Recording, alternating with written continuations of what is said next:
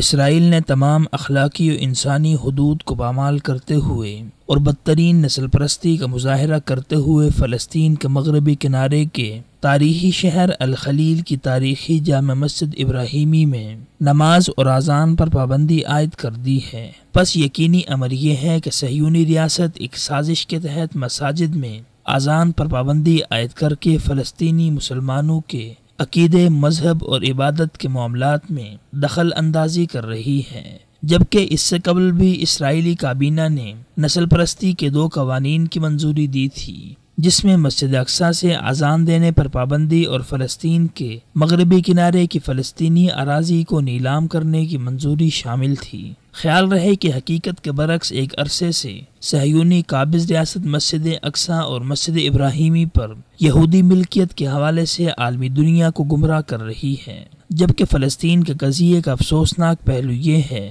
کہ جہاں پر دیگر اقوام کے لیے بے چین ہونے والی اقوام متحدہ گزشتہ 7 دہائیوں سے فلسطینی مسلمانوں پر گزرنے والی قیامتوں پر مجرمانہ خاموشی اختیار کیے ہوئے ہے، وہیں اسلامی ممالک کا غیر مؤثر کردار بھی ارض مقدس کے باسیوں کے لیے اذیت کا باعث بنا ہوا ہے، کیونکہ اس میں دو رائے نہیں ہے کہ سرزمین فلسطین پر ظالم اور سفاک یہودیوں کا قبضہ صلیبی اور صہیونی عالمی سازشوں کا حصہ ہے، جس کے تحت سرزمین فلسطین پر یہودی آبادیاں تعمیر کر کے فلسطین کے مقامی باشندوں اور یہودی مہاجرین کے توازن کو بگاڑا گیا ہے۔ لیکن حافظ الاسد جیسے اپنوں کے روپ میں صہیونی ایجنٹوں نے اس ناجائز ریاست کو مستحکم کرنے میں اہم کردار ادا کیا ہے، جبکہ دوسری جانب ہر سال رمضان المبارک کا آخری جمعہ ایران و لبنان کی حزب اللہ، جو کہ در حقیقت حزب الشیطان ہے، اس سمیت شیعہ کمیونٹی کا یوم القدس کے طور پر منانا سوائے سیاسی شعبدہ بازی کے کچھ نہیں ہے،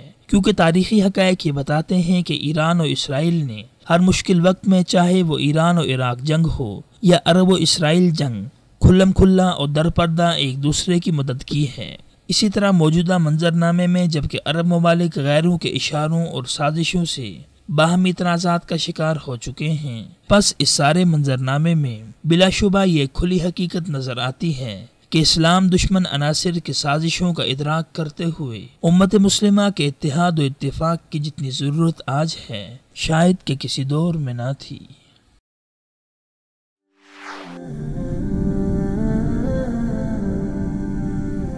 وصال اردو، حق کا راہی